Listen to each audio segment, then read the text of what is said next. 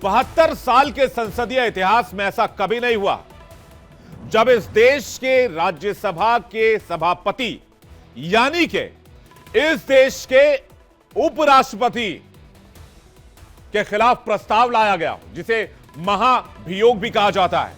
क्या आपने महाभियोग सुना था इससे पहले? बेशक आपने किताबों में पढ़ा होगा, इसके बारे में जाना होगा, इसके बारे में स्टडी की होगी, लेकिन कभी सुना नहीं होगा कि उपराष्ट्रपति के खिलाफ महाभियोग लाया जा रहा है। इसके तकनीकी पहलू को अगर समझिए तो यह पद सिर्फ सदन का नहीं है बल्कि देश का भी है, क्योंकि राज्यसभा का सभापति देश का उपराष्ट्रपति होता है।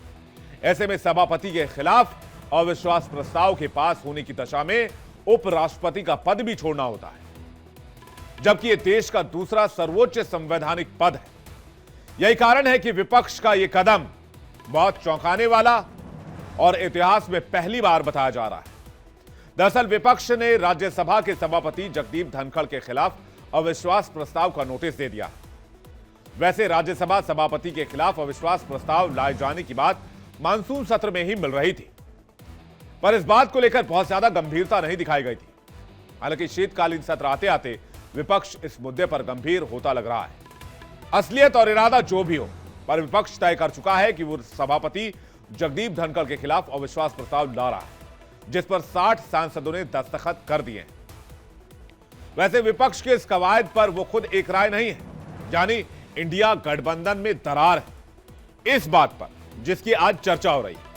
गठबंधन के कई साथी अविश्वास प्रस्ताव के नोटिस से दूरी बना चुके हैं। इससे तो यही समझ आता है कि यह फैसला सर्वसम्मति से नहीं हो रहा है। दूसरा, चूंकि यह सभापति या यूं कहें उपराष्ट्रपति से जुड़ा मुद्दा है, तो इसे लोकसभा से भी पास कराना होगा, जबकि गणित वहां तो सीधे सीधे विपक्ष के खिलाफ है।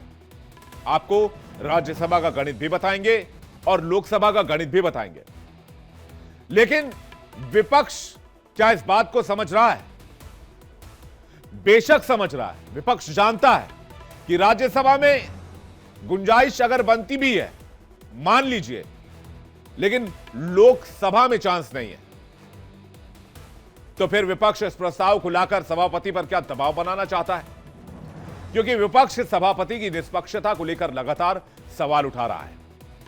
दरअसल विपक्ष की इस कवायद में वो कहां तक सफल हो जाएगा, इसे समझना जरूरी है, क्योंकि राज्यसभा हो या लोकसभा, हर जगह गणित मायने रखती है।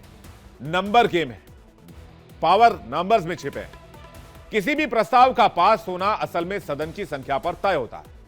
ऐसे में विपक्ष का यह प्रस्ताव कहीं भी गणित के दायरे में आएगा। और गणित क्या कहती है, यह मैं आपको समझाता हूं। राज्यसभा में इंडिया गठबंधन के पास 85 सांसद हैं, जो वर्तमान बहुमत के जरूरी 116 के आंकड़े से काफी कम है। गठबंधन को निर्दलीय सांसद कपिल सिब्बल का समर्थन मिलेगा। दूसरी ओर एनडीए के पास 113 सांसद हैं। उन्हें 6 नामित सदस्यों, जो आमतौर पर सरकार के पक्ष में मतदान करते हैं, और 2 स्वतंत्र सांसदों का समर्थन मिलता है। वाईआरसीपी, बीजेडी, बीआरएस के पास कुल 19 सांसद हैं। इनमें भी अधिकतर सांसदों का समर्थन एनडीए को मिलेगा। बीजेडी अध्यक्ष नवीन पटनायक भी किधर जाएंगे साफ नहीं है। उनके पास राज्यसभा में 7 सांसद हैं। भुवनेश्वर में पत्रकारों से बातचीत करते हुए उन्होंने कहा कि हम इसका अध्ययन कर रहे हैं, जो भी आवश्यक कदम होगा वो उठाया जाएगा। तो गणित के लिहाज से कांग्रेस की अगुवाई में आ रहा यह अविश्वास प्रस्ताव पास होने की सूरत में है या नहीं, इस पर बहस हो सकती है। लेकिन इस मसले को लेकर कांग्रेस अध्यक्ष मल्लिकार्जुन खड़गे ने आज प्रेस कॉन्फ्रेंस की, जिसमें उन्होंने चेयर यानी कि सभापति पर कई गंभीर आरोप लगाए। खड़गे ने सभापति की निष्पक्षता पर सवाल उठाते हुए विपक्ष के साथ भेदभाव करने का आरोप लगाया। उन्होंने अविश्वास प्रस्ताव की रणनीति को मजबूरी करार दिया और क्या कुछ कहा, आप खुद सुनिए। पिछले 3 वर्षों में उनका आचरण उनके पद की गरिमा के विपरीत रहा है। कभी वे सरकार के तारीफ में कसीदे पढ़ने लगते हैं, कभी खुद को आरएसएस का एकलव्य बताने लगते हैं। इस तरह की बयानबाजी उनके पद को शोभा नहीं देती। सभापति जी सदन के अंदर प्रतिपक्ष के नेताओं को अपने विरोधियों की तरह देखते हैं। उनकी निष्ठा संविधान और संवैधानिक परंपराओं की जगह सत्ताधारी दल के लिए है। वे अपनी अगली प्रमोशन के लिए सरकार के स्पोक्स पर्सन बनकर काम कर रहे हैं, ऐसा हमें दिख रहा है। मल्लिकार्जुन खड़गे सभापति की भूमिका पर सवाल तो उठा रहे हैं, लेकिन आपको याद रखना होगा यह प्रस्ताव ऐसे दौर में लाने की कोशिश हो रही है जब इंडिया ब्लॉक में अगुवाई को लेकर जोरदार जंग छिड़ी हुई है। बात काफी आगे तक बढ़ चुकी है। शरद पवार, उद्धव ठाकरे और सबसे बढ़कर लालू यादव तक का सपोर्ट ममता बनर्जी की दावेदारी को मिल रहा है। हालांकि राज्यसभा के सभापति जगदीप धनखड़ के खिलाफ इस मुहिम में ममता बनर्जी की तृणमूल कांग्रेस और अखिलेश यादव की समाजवादी पार्टी भी शामिल है। अब तक टीएमसी और समाजवादी पार्टी के सांसदों को इंडिया ब्लॉक के विरोध प्रदर्शनों से दूरी बनाते देखा जा रहा था, लेकिन प्रस्ताव पर दस्तखत करने वालों में दोनों दलों के सांसद भी शुमार बताए जा रहे हैं। ये व्यक्ति का मसला ही नहीं है, व्यक्ति की गरिमा का भी मसला नहीं है, ये व्यवस्था के पुनर्स्थापन का मसला है। तो ये जो ब्लैकनिंग आउट है जो अब तक संसद की टेलीविजन किया करती थी, अगर सत्ता पक्ष की सहमति से अगर इस प्रकार से इनविजिबलाइज करने की कोशिश हो, आपको आपकी बातें रखने का मौका ना दे, तो इसलिए मैंने कहा कि व्यक्ति का प्रश्न ही नहीं है, restoration of the core principles of democracy. इतनी भयंकर स्थिति है और हमारे चेयरमैन साहब मजा लेते हैं, वो मजा लेते हैं, वो संसद नहीं चलाते, सर्कस चला रहे हैं। इस तरह से अगर देश की पार्लियामेंट कोई चलाएगा तो देश में ना संविधान रहेगा ना डेमोक्रेसी रहेगी। चेयर पर बैठे हुए व्यक्ति है, वो सबसे पहले सदन शुरू होने के बाद लगभग 40 मिनट अपना लेक्चर सुनाती है, समय खुद ही खा लेते हैं, और बाद में जो समय होता है वो इनकरेज करते हैं दंगा करो सामने, और हम एक हतबलता से ये सब देखते हैं और बाहर निकलते हैं।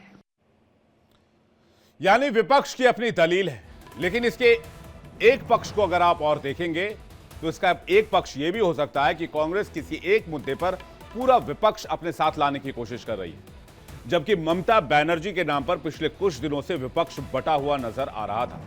तो कांग्रेस के अंदर एक कोशिश यह भी हो सकती है कि कांग्रेस किसी एक मत पर पूरे विपक्ष को अपने साथ लाकर खड़ा कर सके। बहरहाल जो भी हो, विपक्ष के अपने तर्क है, लेकिन बीजेपी विपक्ष को अब जाट अस्मिता के मुद्दे पर घेर रही है। बीजेपी की तरफ से इसे किसानों और जाटों का अपमान बताने की कोशिश हो रही है। वैसे भी बीजेपी सदन में जॉर्ज सोरोस का मुद्दा उठाकर कांग्रेस को पहले से ही घेर रही है, जिसे कांग्रेस अविश्वास प्रस्ताव का काउंटर बता रही है। हालांकि बीजेपी का कहना है कि राष्ट्रपति द्रौपदी मुर्मू का नाम लेकर कांग्रेस आदिवासियों का सम्मान पर सवाल उठाती रही है, लेकिन खुद जाट अस्मिता के मुद्दे पर वो उपराष्ट्रपति का अपमान भी कर रही है। आप सबके चेहरे देख ले, वो टुकड़े टुकड़े गैंग है, और शेखर यादव जिस मंच से बोल रहे थे, कोई गलत नहीं बोल रहे थे। कोई जाकर के क्या भारत में उस दिन का समय हम देखेंगे जब पाकिस्तान और बांग्लादेश हो जाएगा, उस दिन का ये मना रहे हैं कि वो दिन देखना पड़े। इसलिए मैं समझता हूं माननीय न्यायाधीश महोदय ने जिस मंच से कह रहे थे 200%। अगर सोरोस फाउंडेशन से पैसा लेकर देश को अस्थिर करने की जो षड्यंत्र है, उसमें सोनिया गांधी, राहुल गांधी और पूरा गांधी नेहरू परिवार उसमें संतृप्त है, संलिप्त है। जब इस विषय को पार्लियामेंट और पार्लियामेंट के बाहर उठाया गया तो आनन फानन में कहीं न कहीं विषय को डाइवर्ट करने के लिए माननीय धनखड़ जी के खिलाफ एक नो कॉन्फिडेंस मोशन लाने का प्रस्ताव कांग्रेस और उनके कुछ घटक दलों ने लिया है। घटक दल भी जानते हैं कि संख्या उनके हक में नहीं है। This notice is going to fall, यह नोटिस गिर जाएगा, कुछ होगा नहीं, मगर केवल जाट समुदाय का किस प्रकार से असम्मान करना है, इस भाव के साथ पहली बार राज्यसभा के पटल पर कोई पार्टी राज्यसभा के सभापति के खिलाफ इस प्रकार की नोटिस लाने की हिमाकत कर रही है। लेकिन सभापति के खिलाफ जो प्रस्ताव लाया जाता है उसकी प्रक्रिया क्या होती है, संविधान में कहां इसके बारे में बताया गया है और इसे प्रोसेस कैसे किया जाता है, यह हम आपको बताते हैं। महाभियोग शब्द का अर्थ किसी पद पर बैठे व्यक्ति को उस पद की सभी शक्तियों और जिम्मेदारियों से हटाने का निर्णय लेने में अपनाई जाने वाली प्रक्रिया से। इसका जिक्र संविधान के अनुच्छेद 61, 124/4, 5, 217 और 218 में मिलता है। उपराष्ट्रपति राज्यसभा के पदेन सभापति होते हैं और उच्च सदन को नियमों और परंपराओं के मुताबिक सुचारू रूप से चलाने के लिए जिम्मेदार होते हैं। ऐसे में उन्हें राज्यसभा के सभापति पद से तभी हटाया जा सकता है जब उन्हें भारत के उपराष्ट्रपति पद से हटा दिया जाए। नियम क्या है? नियम यह है कि 14 दिन पहले नोटिस होता है। उपराष्ट्रपति पद को उनके पद से हटाने के लिए प्रस्ताव पेश करने से 14 दिन पहले नोटिस देना जरूरी होता है। उपराष्ट्रपति सदन की अध्यक्षता नहीं करेंगे जब तक प्रस्ताव सभापति के खिलाफ विचाराधीन हो, तो सदन की अध्यक्षता नहीं कर सकते हैं। राज्यसभा के सभापति के खिलाफ प्रस्ताव पर वोटों की समानता के मामले में मतदान का अधिकार नहीं मिलता है। पीडीटी संविधान के अनुच्छेद 67B की माने तो उपराष्ट्रपति को उनके पद से हटाने के लिए प्रस्ताव को राज्यसभा में मौजूद कुल सदस्यों के बहुमत से और लोकसभा में साधारण बहुमत से पास होना जरूरी है। इसके बाद ही उपराष्ट्रपति को उनके पद से हटाया जा सकता है। अब पेच क्या है? पेच यह है कि चूंकि शीतकालीन सत्र 20 तारीख तक ही चलना है, ऐसे में विपक्ष के इस अविश्वास प्रस्ताव की मियाद के नियमों के हिसाब से समय कम है, तो सवाल उठता है कि सदन का सत्र खत्म होने के बाद प्रस्ताव का क्या होगा। एक्सपर्ट्स की माने तो संविधान या कानून में इस बात को लेकर बहुत क्लैरिटी नहीं है। नियम है कि उपराष्ट्रपति के खिलाफ इस तरह के प्रस्ताव लाने से 14 दिन पहले नोटिस देना जरूरी होता है। सरकार आमतौर पर इससे पहले ही सेशन खत्म कर प्रस्ताव पर चर्चा होने से रोकना चाहती है। हालांकि एक बार नोटिस दिए जाने के बाद सरकार की जिम्मेदारी होती है कि वो राज्यसभा और लोकसभा में 14 दिन बाद चर्चा कराए, और अगर ऐसा नहीं होता है तो ये सदस्यों के संवैधानिक अधिकारों का हनन होता है। इस बार 14 दिन से पहले ही संसद सत्र खत्म हो रहा है। ऐसे में इस सत्र में चर्चा इस पर संभव नहीं है। अगले सत्र के शुरू होने पर ही इस पर चर्चा संभव है। तो क्या उपराष्ट्रपति को या फिर राज्यसभा के सभापति को प्रेशर में डालने के लिए इस प्रस्ताव की बात की जा रही है? क्या कांग्रेस चाहती है कि सभापति उनकी बात सुने और विपक्ष को बोलने का मौका दिया जाए, इसलिए यह प्रेशर बनाया जा रहा है? और क्या कांग्रेस के इस आरोप में दम है कि विपक्ष को बिल्कुल बोलने का मौका नहीं दिया जा रहा है, या सभापति जरूरी होने पर ही टोक रहे हैं? इन तमाम बातों पर बहस की जा सकती है, इस पर चर्चा की जा सकती है। आइए आगे बढ़ते हैं, बात करते हैं एक ऐसे मुद्दे की जिसने पूरे देश को इस वक्त चिंता में डाला हुआ है। यह बात एक ऐसी खबर से जुड़ी हुई है जो डायरेक्ट हमसे, आपसे, हर एक घर से कनेक्ट करती है। बेंगलुरु में एआई इंजीनियर अतुल सुभाष की खुदकुशी ने एक बहुत बड़ी बहस छेड़ दी है, जिसमें दो पाले हैं। अतुल ने खुदकुशी की या उसकी हत्या हुई? क्योंकि अतुल ने अपनी खुदकुशी के पहले जो सुसाइड नोट छोड़ा है उसमें एक वीडियो जारी किया है। उसमें खुदकुशी के लिए पत्नी, एक जज और ससुराल वालों को जिम्मेदार ठहरा रहा है। यह वही अतुल है जो बेंगलुरु में एक आम सी नौकरी करता था, एक आम जिंदगी जीता था, एक खुशहाल परिवार रखना चाहता था, लेकिन इसकी जिंदगी अब खत्म हो चुकी है और खुद अतुल ने उस जिंदगी पर ब्रेक लगाई, यानी कि वो आत्महत्या किया। अतुल के इस वीडियो और पूरी घटना पर लोग अलग अलग राय रख रहे हैं। कुछ लोगों को लगता है कि अतुल को दूसरे कानूनी विकल्पों को अपनाना चाहिए था। कुछ लोगों को लगता है कि अतुल इस दबाव को सह नहीं पाए। जितनी मुंह है उतनी बातें हैं, लेकिन सच क्या है ये सिर्फ अतुल ही जानते हैं। क्योंकि ये सच है कि अतुल ने अपनी निजी जिंदगी से जुड़े कई पक्ष लोगों के सामने उजागर किए हैं। जाहिर सी बात है उस पर उसकी पत्नी का बयान भी आएगा। तो वो सफाई ही माना जाएगा, क्योंकि बंद कमरों की बातें जब बाहर आती हैं तो तय करना मुश्किल होता है कि किसे पक्ष माना जाए और किसे विपक्ष, यानी किसे सही किसे गलत।